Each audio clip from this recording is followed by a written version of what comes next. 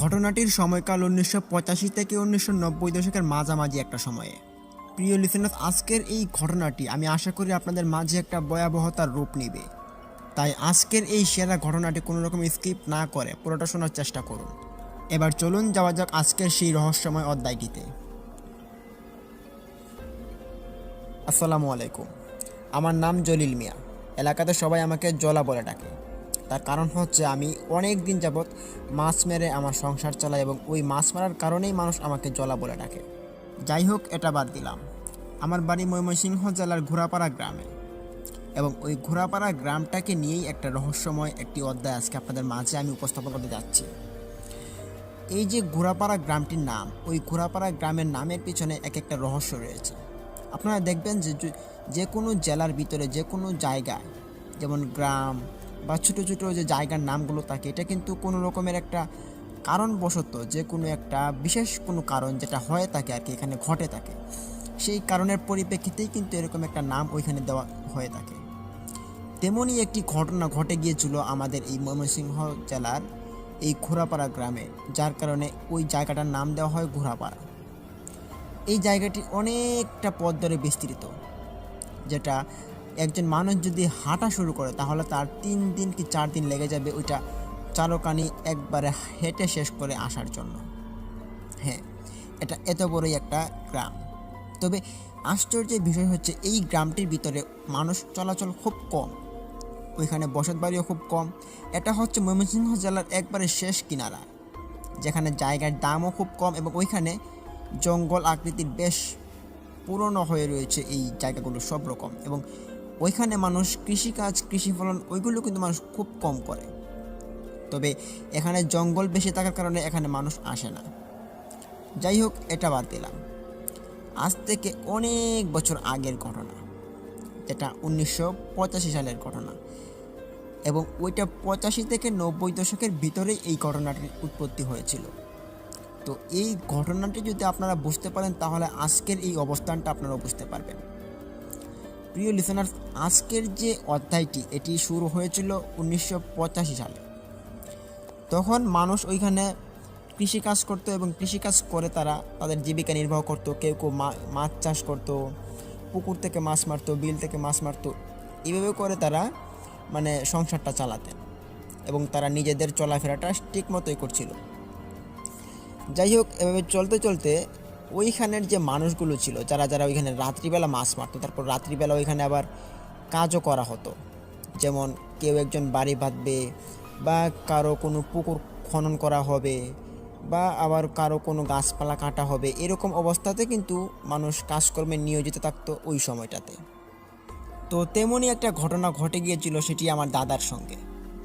আমার দাদার বয়স তখন 18 কি 19, তিনি এখনও বিয়ে করেননি। এটি আমার মায়ের মুখ থেকে শোনা। তবে এই ঘটনাটির সত্যতা এবং এই ঘটনাটির যে উৎপত্তিটা, এটা শুধু আমার দাদার সঙ্গেই ঘটেনি, এটা আরও 3-4 জন লোকের সাথে ঘটে। আমি যতটুকু পারছি আপনাদের মাঝে উপস্থাপন করব। আপনারা মনোযোগ সহকারে আজকের এই ঘটনাটি শুনুন। আমার দাদা তখন কাঠ কেটে আনতেন বাড়িতে। কাঠ কেটে তিনি বাজারেও কিছু বিক্রি করতেন এবং বাড়িতেও আনতেন। আনার পর ওই কাঠ দিয়েই কিন্তু রান্না করানো হতো। একইভাবে তারা চলছিল। তবে হঠাৎ একটা সমস্যা হয় ওইখানে। যে সমস্যাটা ছিল যে ওইখানে যারা যারা কাজ করতো, অনেকে দেখা যেত যে সন্ধ্যার পর ঘর থেকে বের হতো, আবার অনেকে দেখা যেত সকালেই বের হয়ে যেত। তবে সকালবেলা যারা যারা বের হয়ে যেত তাদের সাথে কোনো রকমের ঘটনা ঘটেনি। তবে যারা সন্ধ্যার পর ওইখানে বের হতো, যেমন মাছ মারার জন্য বা পুকুর খনন করার জন্য, বা আবার ওই গাছের যে কাঠ আছে ওই কাঠগুলো ছিঁড়ে আনার জন্য কুড়াল দিয়ে, তেমনই একটা দিন চলে আসে যখন আমার দাদা ওইখানে যান। তবে বলে রাখা ভালো যে আমার দাদার সঙ্গে যে ঘটনাটি ঘটে গিয়েছিল, সেই ঘটনার আগেও কিন্তু এরকম ঘটনা অনেক মানুষের সঙ্গেই কিন্তু ঘটে গিয়েছিল। যাই হোক, আমার দাদার ঘটনায় আসি। আমার দাদা তখন ওইখানে যাওয়ার পর তিনি ওইখানে কাঠ কাটা শুরু করেন। কাঠ কাটতে কাটতে হঠাৎ শুনতে পান যে পুকুর যে খনন করছিল কিছু মানুষ, ওই পুকুরের মানুষগুলো দাদাকে ডাক দিয়ে বলল যে উপরে যদি কেউ তাকো তাহলে আমাদের এদিকে আসো। দাদা তখন খুব স্বাভাবিকভাবেই তিনি গেলেন ওই পুকুরের ভিতরে। যাওয়ার পর দেখতে পারলেন যে 4জন লোক মিলে ওইখানে পুকুরের মাটি খনন করছে। তারা পুকুরের মধ্যে মাটিগুলো কেটে কেটে হাঁড়িতে নিচ্ছে এবং ওই হাঁড়িটা ওই পাড়ের মধ্যে নিয়ে মাটিগুলো ঝাপা দিচ্ছে। এভাবে একটা শক্ত একটা আইল বাঁধা হচ্ছে। তখন আমার দাদা জিজ্ঞেস করলেন যে কি হলো, আপনি কি কাউকে ডেকেছেন? পুকুরের ভিতরে থাকা লোকটি বলে উঠল যে হ্যাঁ, আমাদের একজন লোকের খুব দরকার, একটু আসবেন, সাহায্য করবেন। দাদা বললেন যে না না, সাহায্য করতে পারবো না, আমার এমনিতে অনেক কাজ পড়ে আছে, আজকে সারাদিন আসিনি তো, অনেক কাঠ আমাকে কাটতে হবে এবং ওই কাঠগুলো আমাকে কেটে বাজারে নিয়ে যেতে হবে কালকে। আমি এখন আপনাদের সঙ্গে সহযোগিতা একটু করতে পারবো না, তার জন্য দুঃখিত। তখন লোকটা আর কিছু বলল না। তখন দাদা ওইখান থেকে চলে আসে। আসার পর তিনি আবারও কাঠ কাটা শুরু করেন। তবে তিনি কাঠ কাটতে কাটতে হঠাৎ তিনি শুনতে পান যে ওনার পিছনে ঘোড়ার মতো কিছু একটা পাড়া ফেলছে। তিনি এটা শুনতে পারেন এবং শোনার সাথে সাথে তিনি ওনার গাঁটটাকে ঘুরিয়ে ওইটা দেখার জন্য চেষ্টা করেন। ঘাড় ঘোরানোর পর তিনি দেখতে পান যে ওইখানে 2টা ঘোড়া, একটা সাদা ঘোড়া আর একটি কালো ঘোড়া। সাদা ঘোড়াটা ছিল একদম ফকফকা সাদা এবং কালো ঘোড়াটা ছিল ঘন কালো। এটা দেখে আমার দাদা একটু চিন্তিত হলেন। তিনি ভাবেন যে কী ব্যাপার, এই রাত্রিবেলা এখানে ঘোড়া করতে আসলো। আবার অবাক করার বিষয় ছিল যে ওই ঘোড়াগুলো যে গলার মধ্যে মালা ছিল, তারপরে যে পায়ের মধ্যে বালার মতো কি একটা অংশবিশেষ ছিল যেগুলো জুনজুন শব্দ করছিল। দেখে মনে হচ্ছিল এটা কোনো রাজপ্রাসাদ থেকে বেরিয়ে এসেছে। তবে রাজপ্রাসাদ তো এখন নেই, এখন হচ্ছে স্বাধীন বাংলাদেশ ছিল তখন। তো এই সময়টাতে এরকম একটা রাজপ্রাসাদের ঘোড়া 2টা কীভাবে এই জঙ্গলের ভিতরে আসতে পারে, তিনি চিন্তিত হলেন এবং তিনি ভাবলেন যে এগুলো যদি কোনো ঘোড়াই হয়ে থাকে তাহলে এগুলোকে আমি আজকে বাড়িতে দেখি ধরে নিয়ে যেতে পারি কিনা। তিনি এখানে একটা ভুল করেন, যেটা হচ্ছে যে তিনি ওই ঘোড়াগুলোর কাছে চলে যান।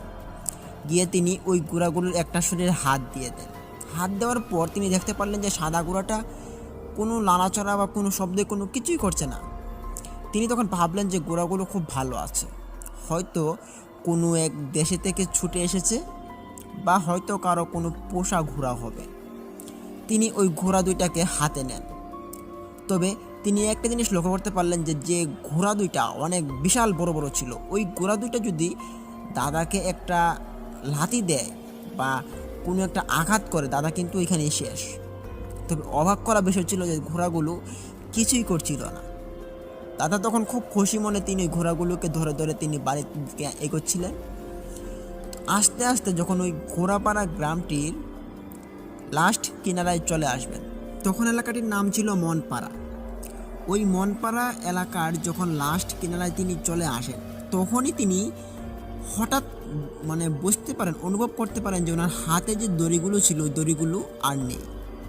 তিনি ভাবেন যে কী ব্যাপার, হাতের দড়ি কোথায়। তিনি পিছন দিক দিয়ে ফেরার পরেই তিনি দেখতে পারেন যে পিছনের ঘোড়া 2টা আর নেই। এটা দেখে তিনি খুব ভয় পান এবং ভয় পেয়ে তিনি ওইখানে একটু দাঁড়িয়ে থাকেন। তিনি আশপাশ খোঁজাখুঁজি করেন কিন্তু কোথাও কিছু পান না। তিনি অবাক হলেন, আশপাশে কোনো মানুষও নেই রাত্রিবেলা, এবং 2টা ঘোড়া যে কোন দিকে গেল একটু হাঁটার শব্দও হলো না, মাত্রই তো আমার হাতে ছিল, তিনি ভাবছেন। তো যাই হোক, উনি ভাবলেন হয়তো কোনো খারাপ কিছু হবে, এটা ভেবে তিনি দৌড় দিয়ে কোরালের কাছে চলে যান। ওইখানে গিয়ে তিনি দেখতে পারেন যে যে কোরাল দিয়ে তিনি ওই গাছটা কাটছিলেন, ওই গাছ থেকে লাল বর্ণের পানি বের হচ্ছে। এটা কি পানি কিনা রক্ত তিনি তখন এটাকে শনাক্ত করতে পারেননি। তিনি তখন ওই কাঠগুলোকে ওইখানে ফেলে দেন এবং হাতে কোরালটা নিয়ে তিনি দৌড় দিয়ে বাড়ি আসার চেষ্টা করেন। তখন আরও একটি ঘটনা ঘটে, যেটি হচ্ছে আমার দাদা যখন ওই ঘোড়াগুলোকে যেখানে ফেলে এসেছিল ঠিক সেখানেই গিয়ে দেখতে পারেন যে ঘোড়াগুলো পিছন দিক থেকে দাঁড়িয়ে আছে, আমার দাদার পিছন দিকে। আমার দাদা তখন দেখতে পারে যে তাদের লেজগুলো ঝুলাচ্ছে। এটা দেখে দাদা খুব অবাক হলেন এবং খুব ভয় পেলেন। তিনি ভাবলেন যে এগুলো কোনো সাধারণ ঘোড়া না, এগুলো কোনো অশরীরী বা কোনো জিন হবে যেগুলো এখন বিরক্ত করছে আমাকে। দাদা তখন ওই রাস্তাটা পরিবর্তন করলেন। তিনি ভাবলেন যে এই রাস্তা দিয়ে না গিয়ে আমি অন্য রাস্তা দিয়ে যাই। তিনি তখন অন্য রাস্তা ধরলেন, কিন্তু না, অন্য রাস্তা দিয়ে যাওয়ার পথেও তিনি ওই 2টা ঘোড়াকে আবারও দেখতে পারেন। কি ব্যাপার, ঘোড়াগুলোকে ওই রাস্তাতেও তখন দেখলাম এখন আবার এই রাস্তা দিয়ে আসার সময় এখনও দেখছি। কারণ কি? দাদা তখন ওই ঘোড়াগুলোর কাছে চলে যায়। যেহেতু আর কিছু করার ছিল না, তিনি ওই ঘোড়াগুলোর কাছে যান। কাছে যাওয়ার পরেই তিনি দেখতে পান যে ওই ঘোড়াগুলোর শরীর থেকে কেমন একটা ঘ্রাণ আসছে।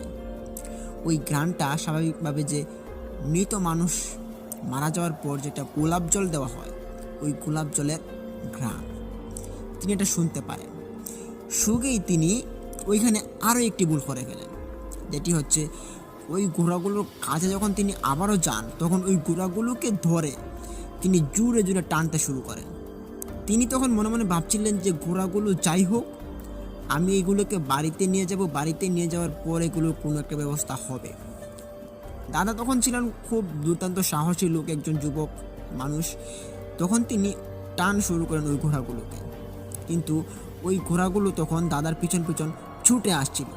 এতটাই ছুটে আসছিল যে দাদা তখন আর দৌড়ে কিন্তু কুলাতে পারছিল না। তখন দাদা ভাবলেন যে ঘোড়াগুলোকে যে করেই হোক হাতছাড়া করা যাবে না। তিনি এই ঘোড়া দুটোর রশি ধরে তিনি টানতে টানতে তিনি বাড়ির দিকে এগোচ্ছিলেন। তখন দৌড়াতে দৌড়াতে এক পর্যায়ে তিনি একটি হোঁচট খেয়ে পড়ে যান। তবে ওনার সামনে একটা কিছু অংশ বিশেষ ছিল। তিনি পড়ে যাওয়ার পর যখন আবার ওঠার চেষ্টা করেন, তিনি তখন দেখতে পারেন যে সামনে দুটো ঘোড়ার পা।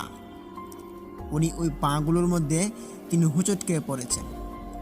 তখন পাগুলো এতটা লম্বা ছিল যেটি তিনি কোনো দিন দেখেনি। এত লম্বা পা কোনো সুপারি গাছেরও কিন্তু এরকম উচ্চতা হবে না। তিনি উপর দিকে তাকালেন, উপর দিকে তাকিয়ে দেখতে পারেন যে ওইখানে ঘোড়ার মুখ দেখা যাচ্ছে এবং ওই ঘোড়ার পাগুলো বেশ বিস্তীর্ণ লম্বা। তিনি এটা দেখতে পেরে ওইখানে থেকে একটু পিছনে সরে যান। পিছতে পিছতে তিনি আর কিছু করতে পারছিলেন না। তখন তিনি পিছনে যাবেনই বা কোথায়? উনি যেদিকে তাকাচ্ছেন সেদিকেই ঘোড়া, শুধু ঘোড়া, ঘোড়া দিয়ে পরিপূর্ণ হয়ে গিয়েছে। তিনি তখন কান্না শুরু করে দেন। কাঁদতে কাঁদতে যখন কেউ আসছিল না, এক পর্যায়ে তিনি সেন্সলেস হয়ে পড়েন। এবং ওই সেন্সলেস হওয়ার পর পরদিন সকালবেলা ওইখানে দুজন কাটুরিয়া যাচ্ছিলেন। কাটুরিয়াগুলো দেখতে পারেন যে দাদা পড়ে আছে এভাবে। ওনাকে জ্ঞান ফেরানো হলে বলা হয় যে কি হয়েছে, বলল যে এমন এমন কাহিনী। তখন ওই দুজন কাটুরিয়া মিলে দাদাকে ওনার বাড়িতে দিয়ে আসেন। তখন বাড়িতে ওনার জন্য একবারে কান্নার রোল পড়ে গিয়েছিল। সবাই হয়তো ভাবছিল ওনার হয়তো কোনো একটা খারাপ ঘটনা ঘটে গিয়েছে, যার কারণে তিনি আজকে বাড়িতে ফিরতে পারছেন না। কিন্তু না, উনি সুস্থ আছেন, ঠিক আছেন। তখন বাড়ির লোক এবং পাড়া প্রতিবেশী যখন জানতে চেয়েছিল, তখন সব ঘটনা খুলে বলা হলো। তখন তারা একটি তান্ত্রিকের কাছে গেলেন, যে তান্ত্রিকটা ছিল বেশ পুরনো।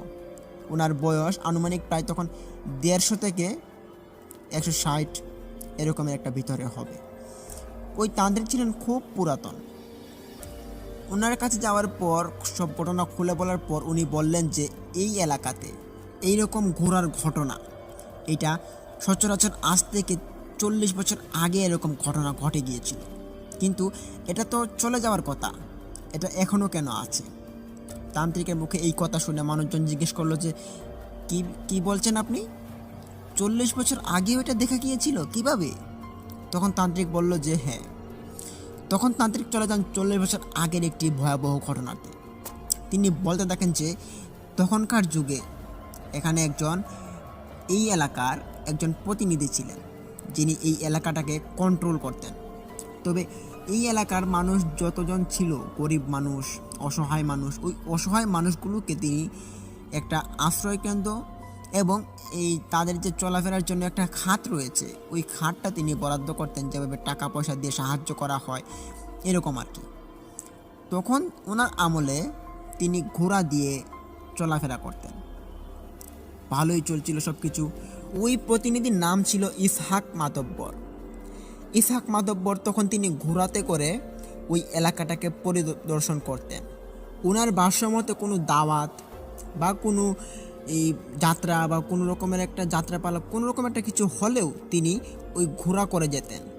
তিনি ওই ঘোড়া ছাড়া কোনো অন্য রকমের কোনো গাড়ি বা যানবাহন ওইটাতে তিনি ব্যবহার করতেন না। ওনার একমাত্র ঘোড়া। ওনার একটা সাদা ঘোড়া, একটা কালো ঘোড়া ছিল। যে সাদা কালা ঘোড়াগুলো ওনার নিজ দোষের কারণে ঘোড়াগুলোর মৃত্যু হয়েছিল। তবে এই ঘোড়াগুলোর মৃত্যু ছিল খুব ভয়াবহ। একদিন এই প্রতিনিধি জঙ্গলে গেলেন ওনার এলাকাকে পরিদর্শন করার জন্য। তখন ওনার সাথে ঘটে একটি বিরল ঘটনা।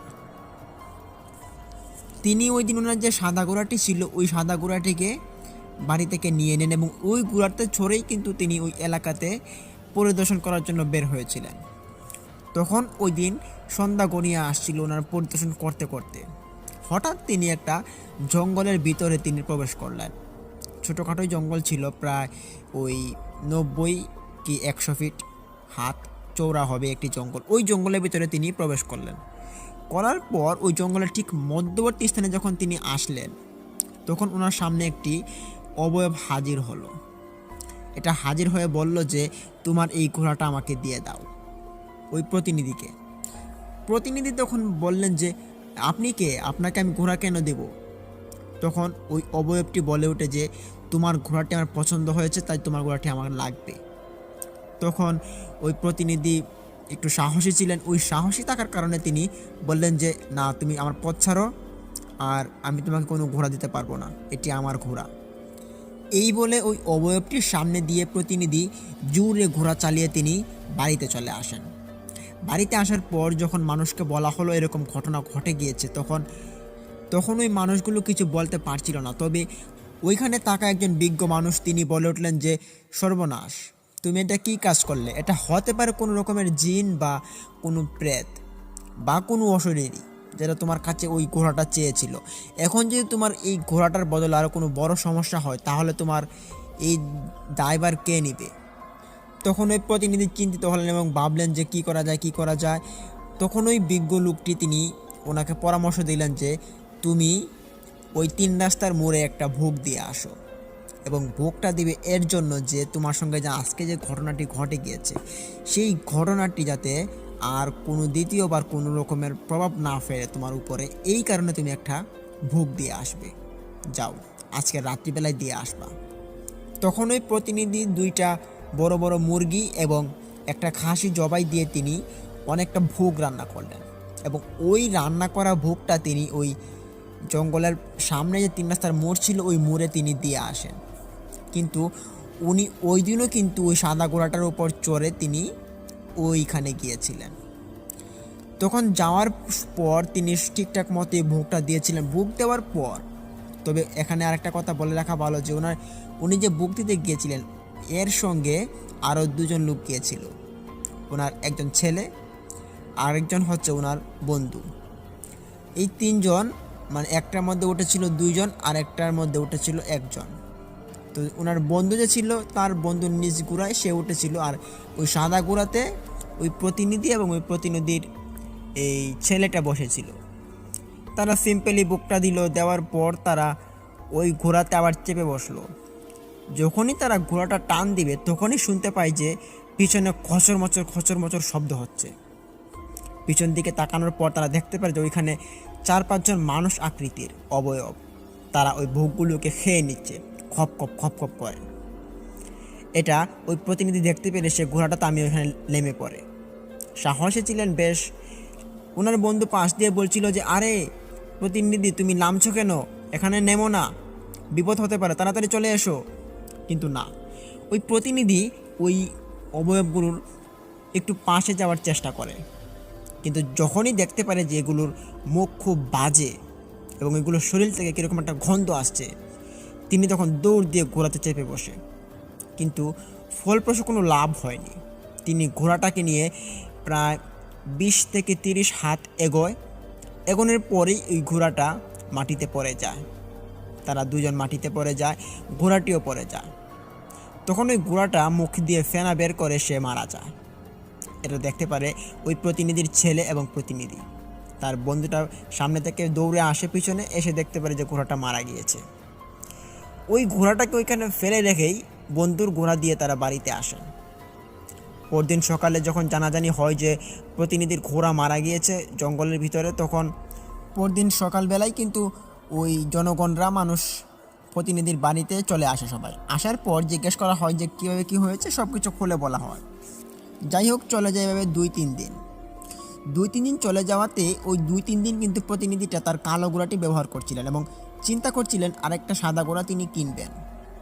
কিন্তু এখানে অবাক করা বিষয় হচ্ছিল যে কালো ঘোড়াটা ছিল জলজ্যান্ত ভালো। সে সব রকমের খাবার এবং তার যে চালচলন, দৌড়ার মধ্যে যে একটা গতি, ওইটা সব কিছু ঠিক ছিল। হঠাৎ সে একদিন রাত্রিবেলা মারা যায়। তার এই মারা যাওয়াটা ছিল খুব অদ্ভুত। তবে ঘোড়া কিন্তু অনেক বছর বেঁচে থাকে, যেটা ওই কালো ঘোড়াটা বাঁচেনি। কোনো কারণ ছাড়াই সে মারা গিয়েছে। 2 বছর বয়স হলো ঘোড়াটার। তখন দুইটা ঘোড়া মারা যাওয়াতে ওই প্রতিনিধি তিনি শোকে নেমে পড়েন। উনি তখন ভাবলেন যে ঘোড়া দুইটাকে মাটিতে পুঁতে দেওয়া হোক। তখন চিন্তা করতে করতে একজন বিজ্ঞ লোক বলে উঠল যে, যেহেতু তুমি ওই জঙ্গলের ভিতরে, কোনো এক অশরীরী তোমার কাছ থেকে ঘোড়াগুলো ছেড়েছিল, অবশ্যই অবশ্যই ওই জঙ্গলের ভিতরেই ঘোড়াগুলোকে পুঁতে দেওয়া হোক। তাহলে তাদেরও কিছু রাগটা কমবে এবং তোমার আর কিছু নাও হতে পারে। তখন পরদিন সকালবেলা এরকম হয়ে গেল যে ঘোড়া দুটাকে তুলে নিয়ে ওই জঙ্গলের ভিতরে দুটো ছোটো ছোটো গাঁথা করে ঘোড়াগুলোকে কোপে দেওয়া হবে। কিন্তু যখনই ওই দিন ওই ঘোড়াগুলোকে নিয়ে যাওয়া হয় জঙ্গলের ভিতরে, তখন যে কামলা লোকগুলো ছিল দুই চারজন, ওই 2-4 জন মিলে গাঁথাটাকে এত ছোটোই করেছিল যে এটা করার পরে রাত্রিবেলা যে কুকুর বা শেয়ালরা যে ঘোরাফেরা করে জঙ্গলের ভিতরে, ওই শেয়ালগুলো ঘোড়া দুইটার যে দেহগুলো ছিল ওইগুলো তুলে তারা চিনিমিনি করে থাকে। তখনই ওই পরদিন সকালবেলা যখন কাটুরিয়া যায়, গিয়ে দেখতে পারেন যে ওইখানে ঘোড়াগুলোর যে অংশ বিশেষ, হাড়, গুড় এরকম এগুলো ছড়িয়ে ছিটিয়ে আছে। সে বিকেলবেলা বাড়িতে গিয়ে ওই প্রতিনিধিকে খবর দেন যে এরকম ঘটনা ঘটেছে, কিন্তু তখন তো আর কিছু করার নেই। ওই দিন রাত্রিবেলা কি হয়েছে, যেটা ওই প্রতিনিধি ঘুমাতে যান। ঘুমানোর পর তিনি স্বপ্নে দেখেন যে এই ঘোড়াগুলো ওনাকে বলছেন যে, তুমি আমাদেরকে শান্তি দাওনি, তুমি আমাদেরকে মেরেছো এবং আমাদেরকে মারার পর আমাদেরকে কীভাবে যে কূপে দিতে হবে বা আমাদেরকে একটা সেফ জায়গাতে রাখতে হবে, তুমি আমাদের জন্য সেটাও করোনি। ছাড়বো না তোমাকে দেখে নেওয়ার আছে আমাদের, এবং আমরা দেখে নেব এই এলাকার কিছু মানুষকেও। এই বলে ঘোড়াগুলো তাদের পা দুটাকে তুলা দিয়ে ওইখান থেকে ভ্যানিশ হয়ে যায়। এটা দেখতে পেরে ওনার ঘুম ভেঙে যায়। প্রতিনিধি তখন ঘুম থেকে উঠে বসেন। ওনার পাশে স্ত্রী জিজ্ঞেস করলে বলা হয় যে এরকম ঘটনা। তখন ভয়ে তিনি আতঙ্কিত ছিলেন যে কী থেকে কী না জানি হয়ে পড়ে। তখন ওই সময় কিন্তু স্বপ্নের মধ্যে বিশেষটা মানুষের একটু বেশি ছিল। তো স্বপ্ন কিন্তু সত্যি হয়, তবে এই স্বপ্নটা ছিল মধ্যরাতের, যেটা 100% সত্যি হওয়ার সম্ভাবনা রয়েছে। যার কারণ হচ্ছে পরদিন যখন একটা বিজ্ঞ আসে, ওই বিজ্ঞকে বলা হয় যে এরকম ঘটনা। সে বলে যে তোমার কাছ থেকে তোমার কোনো দামি রত্ন বা কোনো জিনিস হারাতে চলেছে।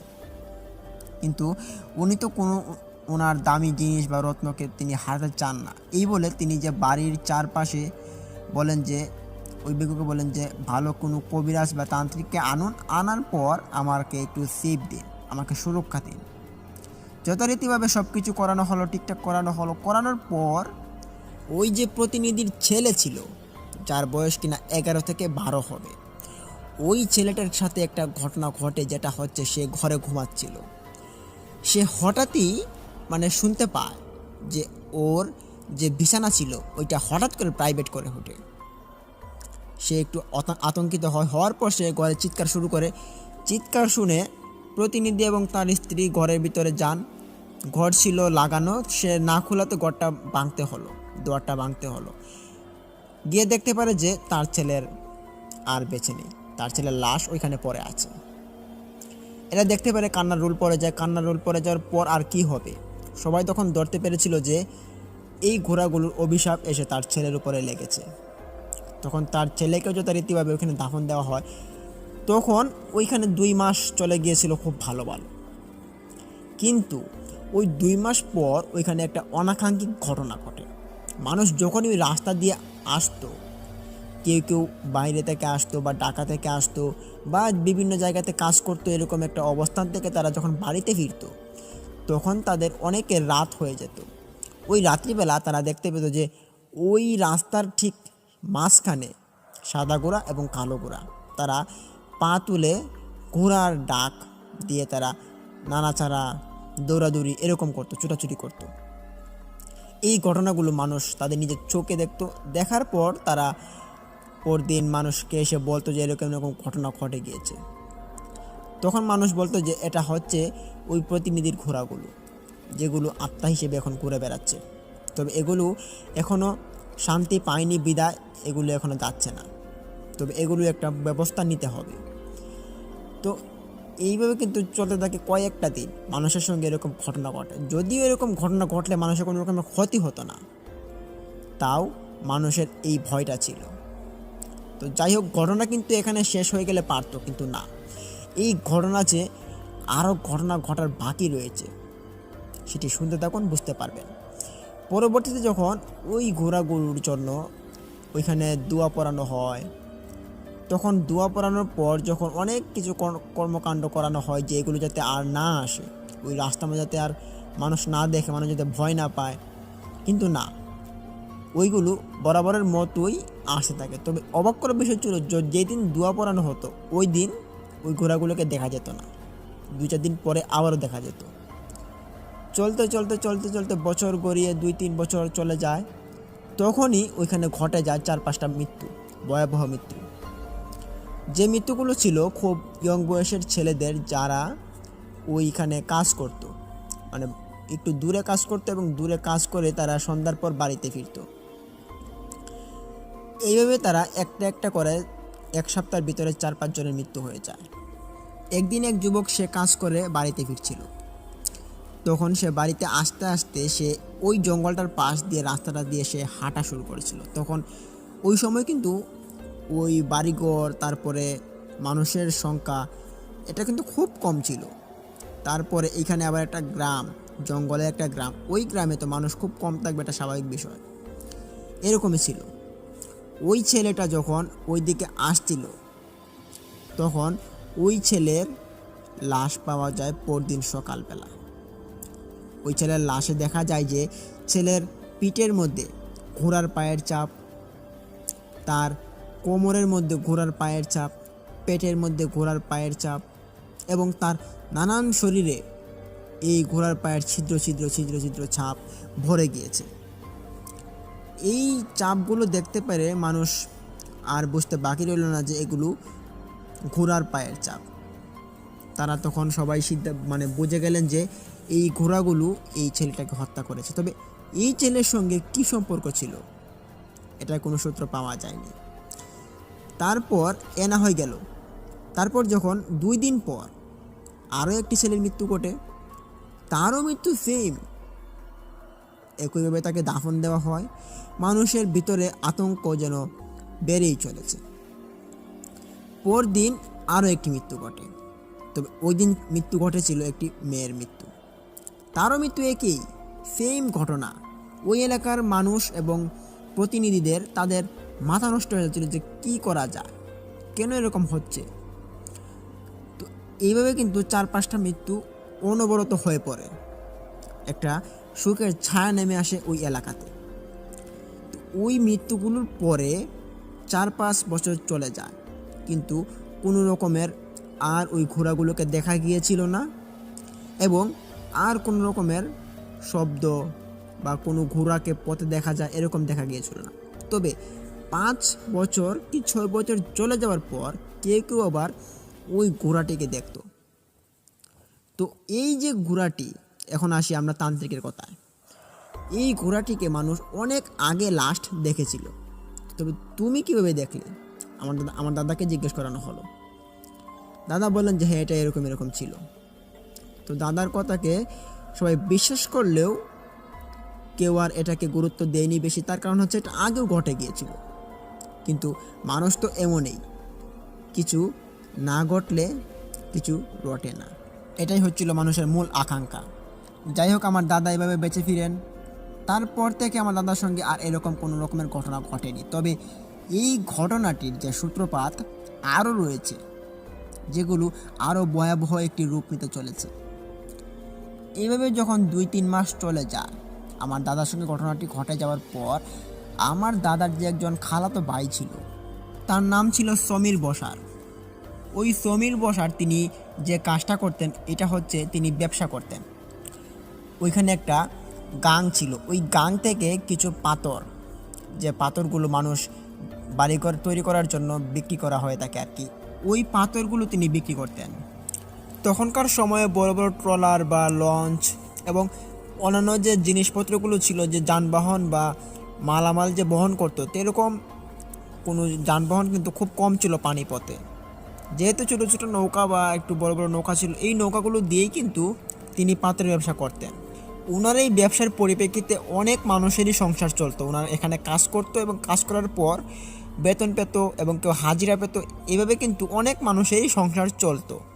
যাই হোক, এই কথা বাদ দিলাম।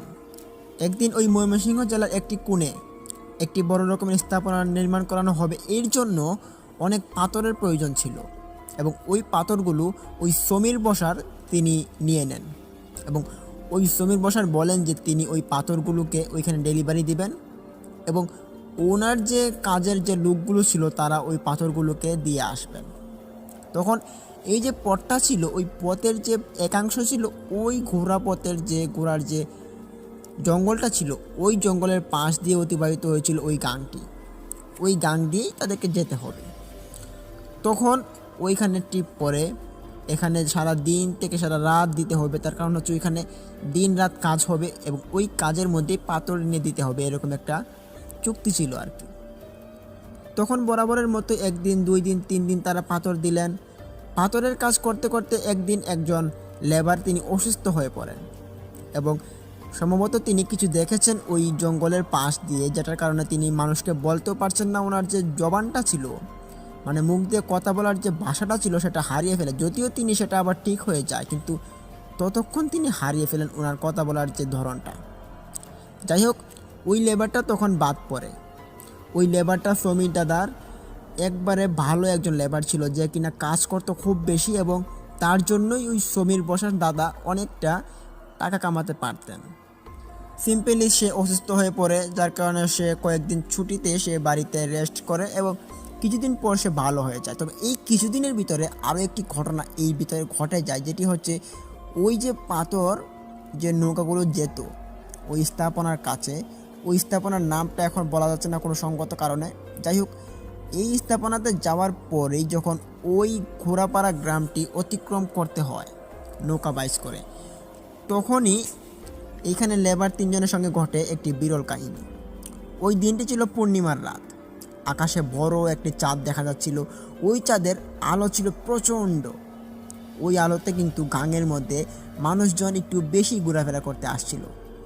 কিছু কিছু মানুষ ওইখানে ছোটো ছোটো নৌকা নিয়ে তারা ঘুরে বেড়াচ্ছিল এবং অনেক মানুষ অনেকভাবে ওইখানে পরিদর্শন করছিল। যাই হোক, চলতে চলতে যখন ওই খোরাপাড়া গ্রামটির জঙ্গলের কিনারায় আসে ওই 3 জন, তখন তারা 3 জন দেখতে পারে যে ওইখানে 2টা ঘোড়া, একটা সাদা ঘোড়া আর একটি কালো ঘোড়া। অদ্ভুত বিষয় ছিল যে ওই ঘোড়াগুলো তাদেরকে ডাকছে ডাকছে এভাবে, যে বলছে যে কোনো এক মানুষের মতো, যে এদিকে আসো, এদিকে আসো, আমাদের কাছে আসো। তারা এটা শুনতে পেরে তারা ওই নৌকাগুলোকে সাইড করে। নৌকাটা ছিল বেশ বড়। ওই বড় নৌকাটা 3 জনে বাইচ করতো। 3 জন পাশে নিয়ে আসার পর তারা বলল যে দেখতো ওই উপরে কেউ একজন ডাকছে মনে হলো।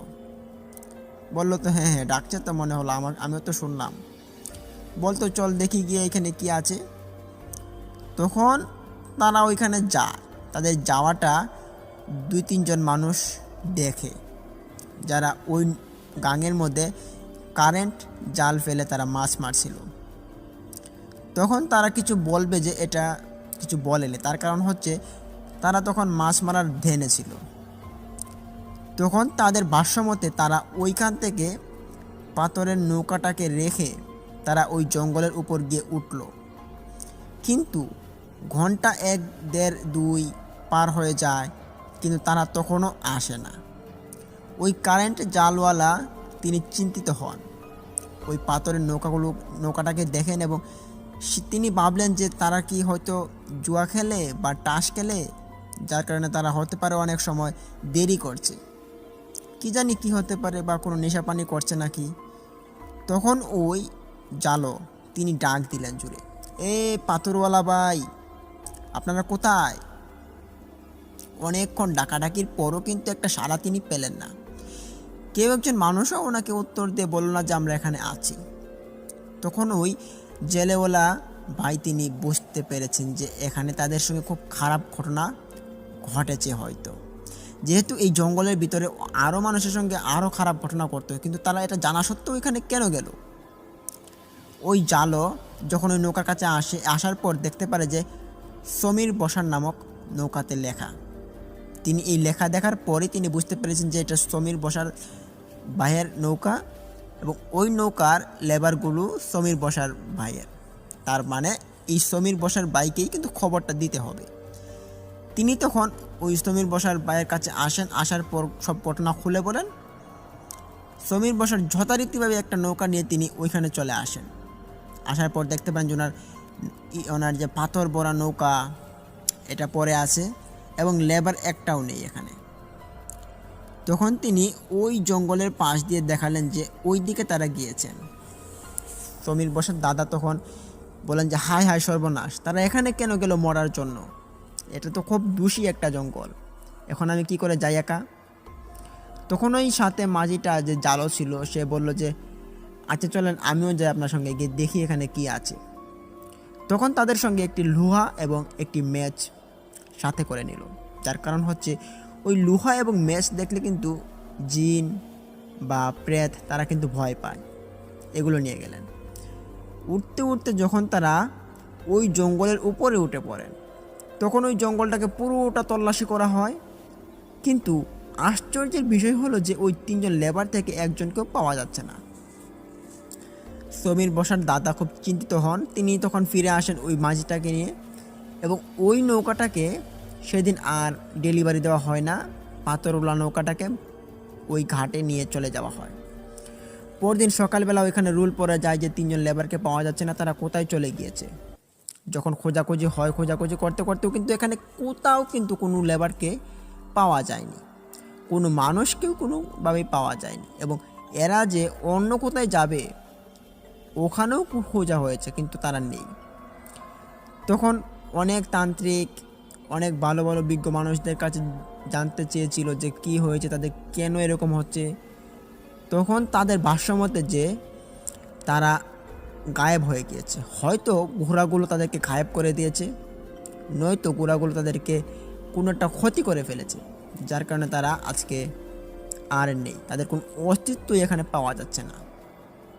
এই গেল 3 জন লোকের কাহিনী। পরবর্তীতে ওই যে সুখটা ছিল ওই সুখের ছায়াটা ওই এলাকাতে অনেক দিন বিরাজ করে।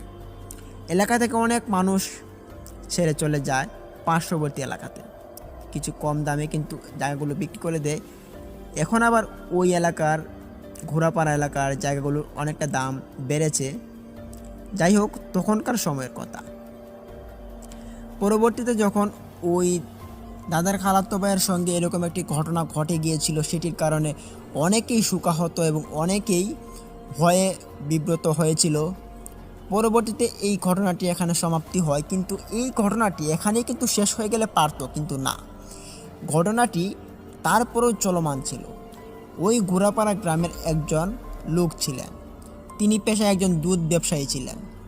প্রতিদিন তিনি নৌকা দিয়ে গিয়ে ওই পার থেকে দুধ কিনে নিয়ে আসতেন এবং ওই দুধগুলোকে তিনি গ্রামে আনার পর একটু বেশি টাকায় তিনি লাভ করে ওই দুধগুলো বিক্রি করতেন।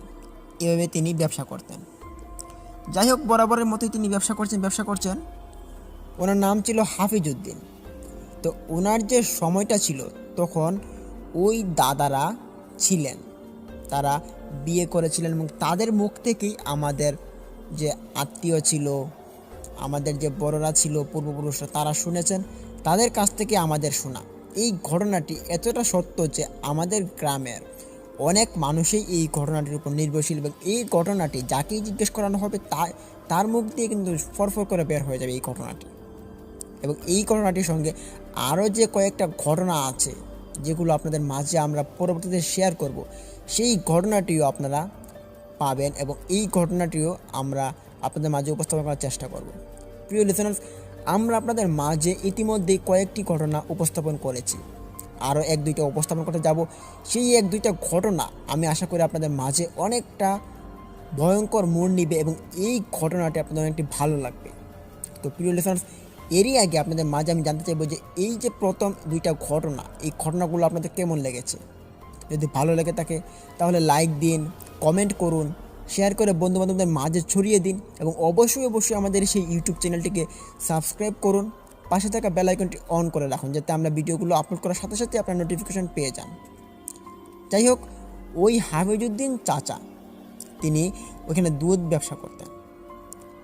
তিনি রেগুলার ব্যবসা করতে করতে ওনার একটা বাজে অভ্যাস হয়ে পড়ে।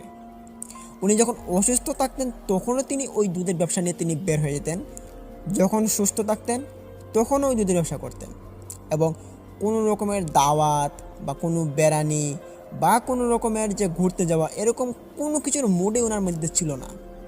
ওনার ব্যবসাটা একটা নেশা হয়ে দাঁড়িয়েছে এবং ওই নেশাটাই কিন্তু ওনার কাল হয়ে দাঁড়িয়েছে। হ্যাঁ, উনি গোড়াপাড়া গ্রামে না থাকলেও গোড়াপাড়া গ্রামের সাইডের একটি গ্রামে থাকতেন। তবে ওই গ্রামটার যে একটা পার্শ্ববর্তী দিক ছিল যেটা গোড়াপাড়া গ্রামের থেকে বেশ কিছু দূরে নয়, সীমানার সাইডেই ছিল ওনার বাড়ি। উনি ওই গোড়াপাড়া গ্রামটি পার হয়ে গাঙ্গে যেতেন এবং ওই গাঙ্গের মধ্যে একটি নৌকা করে তিনি ওই পারে যেতেন একটি বড় বাজারে। ওই বাজার থেকেই তিনি দুধ কিনে নিয়ে আসতেন প্রতিদিন। এভাবে তিনি দুধ কিনে আনতে আনতে একদিন ওনার সাথে যেটা ঘটে সেটা হচ্ছে, প্রথমত উনি ওই নৌকা নিয়ে পার হচ্ছিলেন, তখন ওইখানে কিন্তু কেউ ছিল না।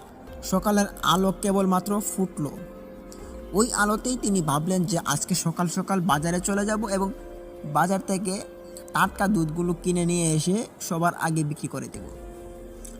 তখন বরাবরের মতো তিনি ওই সকালবেলা চলে যান। দিনটি ছিল শীতের দিন, কুয়াশা পড়ছিল। ওই কুয়াশাতে সামনের কিছু দেখা যাচ্ছিল না। 2 ফিট সামনে কে আছে এটা দেখা বড় মুশকিল ছিল। নৌকার এক কোনায় যে উনি বসে আছেন এবং আরেক কোনায় যে নৌকাটা আছে সেটা তিনি দেখতে পাচ্ছিলেন না। তবে আনুমানিকভাবে তিনি ওই গাংটা পাড়ি দেওয়ার জন্য তিনি বইটা চালান, কিন্তু ওনারা যেতে পারবেন। তার কারণ হচ্ছে ওনারা এই গাঙের মধ্যে ছোটোবেলা থেকেই নৌকা চালিয়ে অভ্যস্ত ছিলেন। যাই হোক, ওই দিন তিনি যাচ্ছেন হঠাৎ করে তিনি লক্ষ্য করেন যে পানির মধ্যে কিছু একটা বেশে বেশে হাবুডুবু খাচ্ছে, অনেকটা ঘোড়ার মতো ছিল। তিনি এটা দেখতে পেরে একটু অবাক হয়ে তিনি নৌকা থেকে দাঁড়িয়ে পড়েন এবং খুব বড় বড় চোখ করে ওইটাকে দেখার চেষ্টা করেন, কিন্তু না, এটাকে তিনি দেখতে পারেন না। এটা শুধু কাতরাচ্ছে এবং লাফাচ্ছে আর কীরকম একটা অদ্ভুত রকমের আওয়াজ করছে, যেটা তিনি শুনতে পেরে একটু ভয় লাগছিল ওনার মনে। কিন্তু ওটা কি যেটা তিনি দেখতে পেরে একটু আচমকিত হলেন। তিনি ভাবলেন যে এটা কোনো বড় রকমের মাছ হতে পারে, তবে মাছ এভাবে দাফড়ায় পানিতে, এটা তো হতে পারে না, নিশ্চয়ই এটা কোনো খারাপ লক্ষণ। তিনি এটা বুঝতে পারার পরেই তিনি খুব জোরে জোরে নৌকা বাইচ শুরু করে দেয়। তখন নৌকাটাকে অপর পাশের গিয়ে তিনি সাইড করান এবং ওই সাইড করানোর পর তিনি বাজারে চলে যান। অবাক করা বিষয় ছিল ওই দিন বাজারে কোনো রকমের মানুষ ছিল না। তিনি অনেকক্ষণ ঘোরাঘুরি করেন দুধ কেনার জন্য, কিন্তু দুধের যে পাইকারিরা ছিল তারা একজনও আসেনি। এমনকি একটা কাঁচা বাজারের যে লোক থাকবে যারা কাঁচা মাল বিক্রি করে, তারপরে একটা দোকানপাট যে খোলা থাকবে, তেমন কিছুই ছিল না।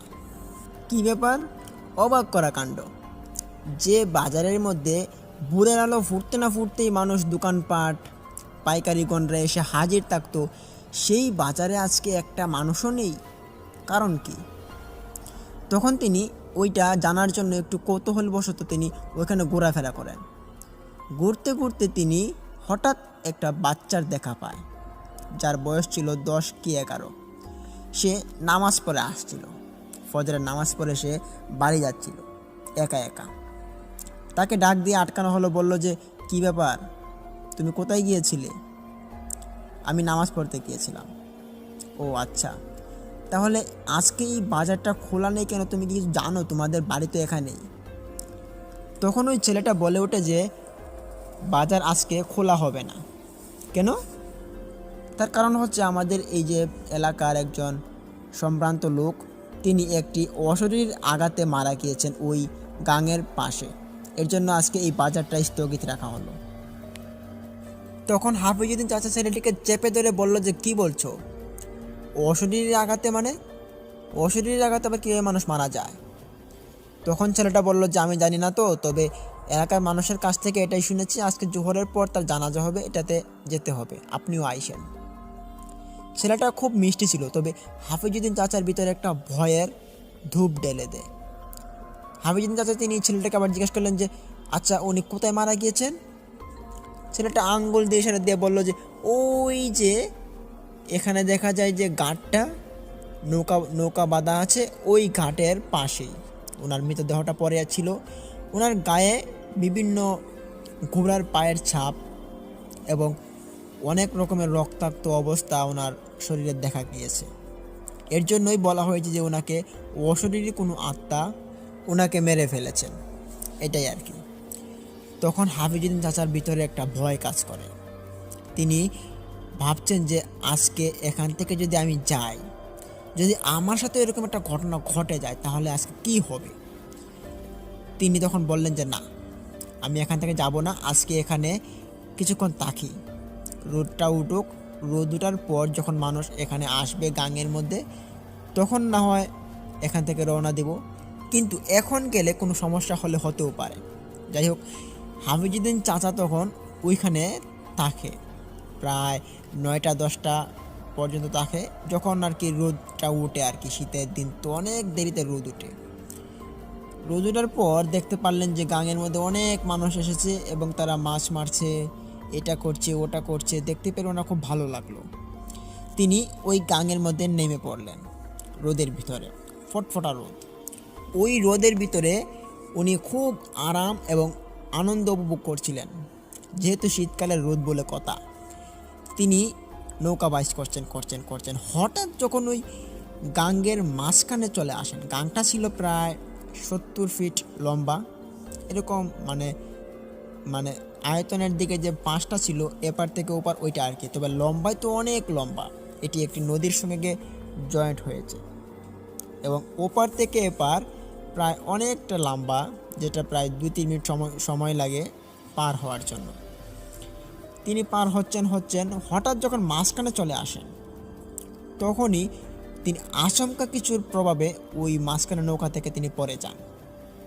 ওনার পড়ে যাওয়াটা দেখতে পারেন ওই পাশে থাকা যত জেলে এবং কাজের জন্য লোক আসছিল তারা সবাই দেখতে পারে, অনেকে পুকুর খনন করার জন্য আসছিল তারাও দেখতে পারে। দৌড় দিয়ে যাওয়া হয় এখানে, সবাই দেখতে পারে যে তিনি এখানে কাঁপড়াচ্ছে, নৌকাতে উঠতে পারছেন না, মনে হচ্ছে ওনাকে কেউ একজন টেনে নিয়ে চলে যাচ্ছে। উপর থেকে মানুষ বলছে যে শীতকালে রোদ পেয়ে তোমার আর দেখা যায় মাথা ঠিক নেই, রোদের আরামে এখানে পানিতেই পড়ে গিয়েছ, আসলে রোদটা খুব আরামের। ওনাকে নিয়ে মশকরা শুরু করেছেন মানুষ। উনি তখন বলছেন আমাকে বাঁচাও। এমন কথা শোনার পর তো মানুষের আর কোনো মজা করার খেয়ালটা থাকে না, তখন সবাই ওই পানিতে লাফ দেয় এবং লাফ দিয়ে ওই হাফিজুদ্দিন চাচাকে চেপে ধরেন এবং ওনাকে নৌকাতে তোলার ব্যবস্থা করেন। নৌকাতে তোলার পর ওনার পায়ের মধ্যে দেখতে পারে যে ঘোড়ার পায়ের ছাপ, মনে হচ্ছিল ঘোড়াগুলো তাকে টেনে ধরছিল এবং ওই ঘোড়াগুলো তাকে নিয়ে যাওয়ার জন্য প্রচেষ্টা করেছিল, এরকম একটা অবস্থা। মানুষ তখন দেখতে পারে ঘোড়ার পায়ের ছাপ, সবাই বলে ওঠে যে হায় হায় সর্বনাশ, এটা কি হলো, কি ব্যাপার, তোমার পায়ে তো দেখা যাচ্ছে ঘোড়ার ছাপ। এই ঘোড়ার ছাপ যার পায়ে পড়েছে, যার শরীরেই পড়েছে, সে রীতিমতো মারা গিয়েছে, তো এখন দেখা যাচ্ছে তোমার পায়ে এরকম একটা ছাপ পড়ে গিয়েছে, তুমি একটু সাবধানে দেখো কেমন।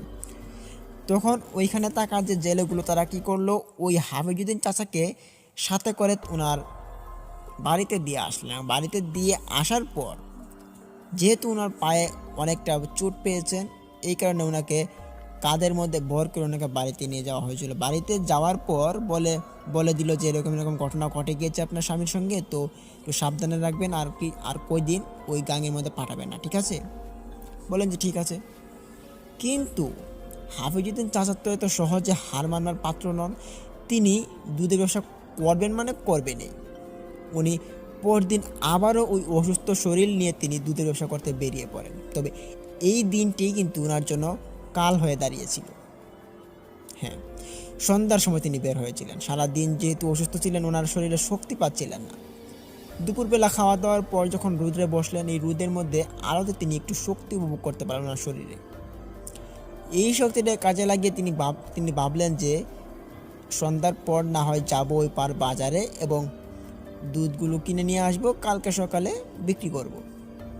এই বলে আর কি তিনি সন্ধ্যার পর বের হয়ে যান ওনার স্ত্রীকে না জানিয়ে। ঘর থেকে টাকা পয়সা নেন, টাকা পয়সাগুলো নিয়ে তিনি ওই নদীর কিনারায় চলে যান নৌকার ঘাটে।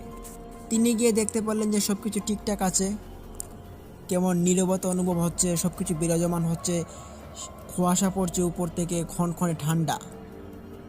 এরই মধ্যে ওনার শরীরে একটা জ্যাকেট এবং মাফলার হারিকেনটা সাথে নিলেন। নৌকাতে তিনি চলে বসলেন এবং জোরে ওই নৌকাটা ছাড়লেন তিনি ওইখান থেকে। যেহেতু পায়ে চোট ছিল, হাতে কোনো চোট ছিল না, এই কারণে হাত দিয়ে তিনি নৌকাটা বেশ ভালোই বাইতে পারছিলেন। যেতে যেতে তিনি ওই পাশে চলে যান, মানে ওই যে গাঙের ওই পাশে চলে যান, বাজারের পাশে। নৌকাতে নামলেন। নামার পর তিনি দুধের বাজারে গিয়ে দেখতে পারলেন যে আজকে বেশ ভালো জমজমাট হয়েছে দুধের বাজারটা। দেখতে পেরে ওনার খুব ভালো লাগলো এবং তিনি ওই দুধের বাজারে তিনি ঘুরতে লাগলেন। কিছুক্ষণ ঘুরলেন, মানুষের সাথে আলাপাত করলেন যে কালকে বাজার বন্ধ হয়েছিল কেন, জানা সত্ত্বেও তিনি জিজ্ঞেস করেছিলেন। মানুষ তো তখন এই কথাই বলেছিল যে এরকম এরকম ঘটনা। তখন অনেক মানুষ তখন উনি আর কি একটা লুঙ্গি পরে গিয়েছিলেন, যেটা অনেকটা ধুতির মতো ছিল, হাঁটু পর্যন্ত ছিল এবং হাঁটুর নিচ পর্যন্ত উদাও ছিল, মানে পাটা দেখা যাচ্ছিল। অনেক মানুষ তখন ওই হাফিজুদ্দিন চাচার পায়ের দিকে লক্ষ্য করে, বলে যে কী ব্যাপার, তোমার পায়ে এরকম কালো কালো দাগ কেন? কাছ থেকে দেখার পর মানুষ দেখতে পায় যেটা ঘোড়ার পায়ের ছাপ। বলে সর্বনাশ, তোমার পায়ে ঘোড়ার পায়ের ছাপ কি করে আসলো? তুমি কি ঘোড়া পালো? না, আমি তো ঘোড়া পালি না। তবে কীভাবে আসলো? কালকে আমার ওই গাঙের মাঝখানে পড়ে গিয়েছিলাম আমি, মানুষ তোলার পর দেখতে পারে যে এখানে ঘোড়ার পায়ের ছাপ। তখন মানুষ বলে যে কি সর্বনাশ হতে যাচ্ছিল তোমার, এই ঘোড়ার পায়ের ছাপ যার পায়েই পড়ে সেই মারা যায়। হাফিজুদ্দিন চাচা তখন ভয় পেলেন এবং জানতে চাইলেন যে এখন আমার কি করণীয়, আমি এখন কি করতে পারি। তখন ওনাকে বলা হলো যে আপনি এখানে যে এসেছেন এটাই তো বেশি, আপনি এখানে আজকে আসাটা মোটেও ঠিক হয়নি। আপনি যত দ্রুত সম্ভব পারেন যে এখান থেকে বাড়িতে চলে যান এবং পারলে কাউকে নিয়ে নেন, যাতে করে আপনাকে বাড়িতে দিয়ে তারপর সে চলে আসে, দেখুন কাউকে পান কি না। তখন হাফিজুদ্দিন চাচা পড়লেন একটা মহা মুশকিলে। উনি ভয় পাচ্ছিলেন যে কি ব্যাপার, এত মানুষ থাকতে আমাকেই দেখতে হলো এই ঘোড়ার, না জানি আমার কপালে আছে কি আছে। তবে যেটা অনুমান সেটাই সত্য হয়ে দাঁড়িয়েছে। তিনি ওইখান থেকে দুধ কিনেন, অনেকটা দুধ কিনেন, যেহেতু উনি সারাদিন দুধ বিক্রি করতেন। দুধগুলো অনেক টাকা দিয়ে কিনেন। কেনার পর তিনি নৌকাতে চলে আসেন এবং ওই নৌকাতে যখন যাচ্ছিলেন তখনই পাশ দিয়ে একটি বিয়ে বাড়ির নৌকা যাচ্ছিল। তিনি দেখতে পান ওখানে বেশ কয়েকটা মহিলা ছিল, কিছু মেয়ে মানুষ এবং পুরুষ মানুষ ছিল খুবই কম। একটি মাঝি এবং 2 কি 3 পুরুষ মানুষ ছিল এবং 1-2টা ছেলে ছিল। নৌকাটা ছিল বেশ লম্বা, বেশ বড়, চওড়া ছিল। তখন তিনি জিজ্ঞেস করলেন যে কি গো ভাই, আপনারা কোথায় যাচ্ছেন? নৌকা থেকে উত্তর আসলো যে আমরা যাচ্ছি বিয়ে বাড়িতে। তো বিয়ে বাড়িতে যাবেন ভালো কথা, এই নৌকা দিয়ে কেন? উপর দিয়ে তো রাস্তা আছে, ওইটা দিয়ে ভ্যান গাড়িতে যাবেন, না হলে অন্য কিছু দিয়ে যাবেন, এই নৌকা দিয়ে হঠাৎ কেন এই রাত করে? নৌকা থেকে বলল যে আমরা এইটা প্ল্যান করে রেখেছি যে আমরা এভাবেই যাব, একটু আনন্দ সহিত যাব। ও আচ্ছা, ঠিক আছে, যাও, সাবধানে যাও সবাই এবং ভালো করে বিয়ে খেয়ে আসো। এই বলে হাফিজুদ্দিন চাচা তিনি ওই লোকগুলোকে বিদায় করে দেন। কিন্তু লোকগুলো বেশি দূর যায়নি। হাফিজুদ্দিন চাচা কিন্তু তখনই ওই নৌকাটা ছেড়ে দেন ওইখান থেকে। যখনই তিনি ওই আগের দিনের মতো মাঝখানে চলে আসেন, তখন উনি দেখতে পারেন যে ওই কিনারা একটা বিশাল ঘোড়ার সারি দাঁড়িয়ে আছে, সাদা কালো, সাদা কালো, এরকমভাবে।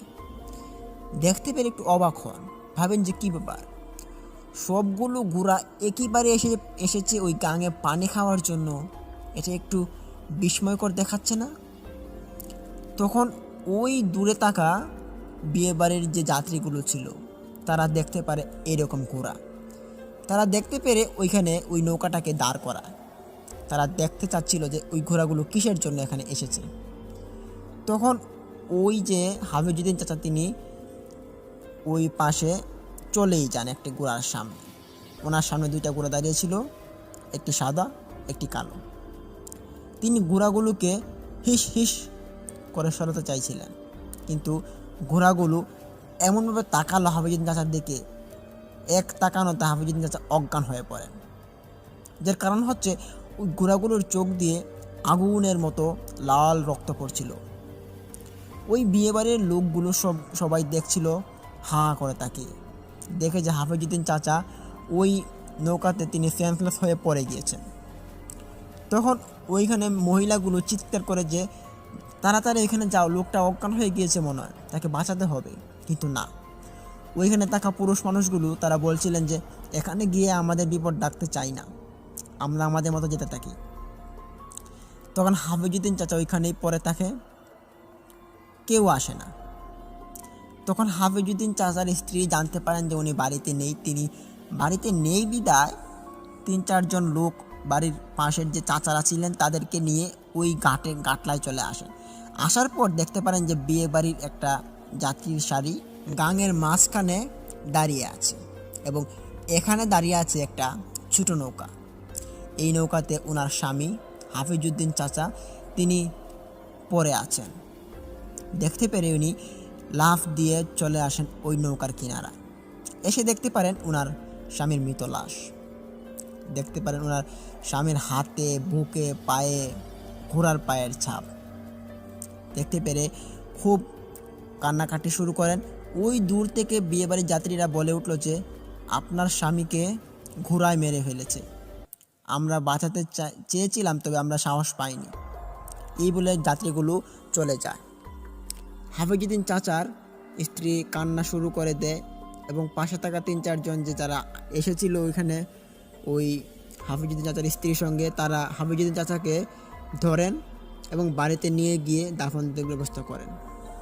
এই কিছুদিন পর ওইখানে একটা ভালো আলেমের কাছে তারা শরণাপন্ন হন। জিজ্ঞেস করা হলো যে এরকম এরকম অবস্থা, খুব মৃত্যুর ঘটনা ঘটছে। তখন তিনি ভালো একটা উপদেশ দেন। বলা হলো যে ওরা কিন্তু রাত্রিবেলা এখানে ঘোরাফেরা করে, অতএব রাত্রিবেলা এখানে না যাওয়াটাই তোমাদের জন্য বেটার হবে। তাই দিনের বেলা যার যার কাজ শেষ করে দিও, রাত্রিবেলা ওইখানে যাওয়ার দরকার নেই কারণ। ওনার কথা মতো ওইখানে আর রাত্রিবেলা কেউ যায় না। এরপর থেকেই ওইখানে ওই যে মৃত্যুর ঘটনাটা এটা কমে গিয়েছিল। তবে ওই ঘোড়া এটাকে কিন্তু দেখেছে আর অনেক মানুষ, বহু মানুষ এই ঘোড়াটির সঙ্গে পরিচিত। এখনও এই ঘোড়াটি মাঝে মাঝে দেখা যায়, তবে সবাই দেখে না। যাই হোক প্রিয় লিসেনার্স, এই ছিল আজকের এই ভয়াবহতা একটি ঘটনা। প্রিয় লিসেনার্স, ঘটনাটি কেমন লেগেছে? আশা করি ভালো লেগেছে। আমার মনোবল যতটুকু দিয়েছে এবং আমি যতটুকু সত্যতার উপর শুনেছি ততটুকুই আপনাদের মাঝে আমি উপস্থাপন করেছি।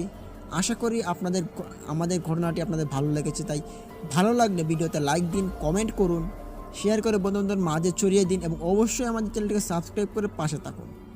প্রিয় লিসেনার্স, আজকের মতো আমরা আপনাদের মাঝ থেকে এখন এই মুহূর্তে বিদায় নিতে যাচ্ছি। তো কালকে আমরা নতুন একটি স্পেশাল এপিসোড নিয়ে আপনাদের মাঝে হাজির হতে চলেছি। সেই স্পেশাল এপিসোডটি আমি আশা করি আপনাদের অনেকটা ভালো লাগবে। তাই অবশ্যই কালকের ঘটনাটি আপনারা শুনবেন। আপনাদের অনেকটা ভয়ের একটি আলামত এবং একটি ভালো লাগার আলামত, এই দুইটা মিলিয়ে একটি এপিসোড আপনাদের মাঝে আমরা নিয়ে আসব। তাই ততক্ষণ সবার জন্য দোয়া রইল, আপনারা আমাদের জন্য দোয়া করুন। ততক্ষণ সবাই ভালো থাকুন, সুস্থ থাকুন, এবং দেখা হচ্ছে কাল কোনো নতুন একটি ভয়ের এপিসোড নিয়ে। তো সবাই ভালো থাকুন। আসসালামু আলাইকুম।